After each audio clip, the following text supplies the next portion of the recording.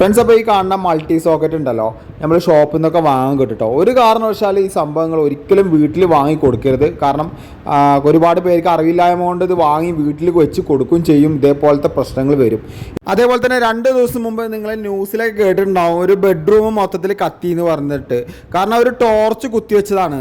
ചിലപ്പോൾ ഇതേപോലത്തെ ഇഷ്യൂ ആയിരിക്കും, ചിലപ്പോൾ അവിടെയും ചിലപ്പോൾ സംഭവിച്ചിട്ടുണ്ടാവുക. സെയിം ഇഷ്യൂ ആയിരിക്കും. ഇതേപോലത്തെ സംഭവങ്ങളൊക്കെ കൊണ്ടുപോയി കുത്തിവെച്ച് കഴിഞ്ഞാൽ എന്താ പ്രശ്നം വെച്ച് കഴിഞ്ഞാൽ ഷോർട്ടാവും. ഇപ്പോൾ ഇവിടുത്തെ പ്രശ്നം എന്താ വെച്ച് കഴിഞ്ഞാൽ പവർ പ്ലഗിന് പകരം ഇതേപോലത്തെ മൾട്ടി സോക്കറ്റ് പവർ പ്ലഗ് ആക്കി വെച്ചിട്ട് അതിൻ്റെ കൂടെ ഹീറ്റർ കൊടുന്ന് വെച്ചിരിക്കുക. 1500 വാട്ട്സ് വരുന്ന ഇതേപോലത്തെ ഹീറ്ററിൻ്റെ കോയിൽ കൊടുന്ന് കുത്തി വെച്ചിട്ട് കരിഞ്ഞു വയ്ക്കുകയാണ്. അപ്പോൾ ഇത് ചൂടാവും. കാരണം ഒരു സോക്കറ്റിൽ നിന്ന് മറ്റൊരു സോക്കറ്റ് എടുക്കുമ്പോൾ ഓൾറെഡി ഇത്രയും വാട്ട്സ് എടുക്കില്ല. ആ സോക്കറ്റ് 6 ആംസിൻ്റെ സോക്കറ്റ് എടുക്കുള്ളൂ.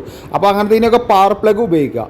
പിന്നെ ഒരു കാരണവശാലും നിങ്ങൾ മൾട്ടി സോക്കറ്റ് ഉപയോഗിക്കരുത്. മൾട്ടി സോക്കറ്റ് പറഞ്ഞു കഴിഞ്ഞാൽ നമ്മളൊരു പിന്ന് കുത്തിയിട്ട് ഇതേപോലെ തന്നെ മുകളിൽ നിന്നും താഴ്ഭാഗത്തു നിന്നൊക്കെ എക്സ്റ്റൻസ് എടുക്കാൻ വേണ്ടി ഉപയോഗിക്കുമല്ലോ, അങ്ങനെ ഒരു കാരണവശാലും ഉപയോഗിക്കരുത്. കാരണം അതൊക്കെ ഈ പ്രശ്നങ്ങൾക്ക് കാരണമാണ് കേട്ടോ. അപ്പോൾ കാരണം ചെറുതായിട്ട് ലൂസായി കഴിഞ്ഞാൽ ഇത് ചൂടാവും, സ്പാർക്കാവും. നേരെ തൊട്ടടുത്ത് ബെഡാണെങ്കിൽ ബെഡിലേക്ക് തീപ്പൊരി വരും, നമ്മൾ അറിയും കൂടി ഉണ്ടാവില്ല.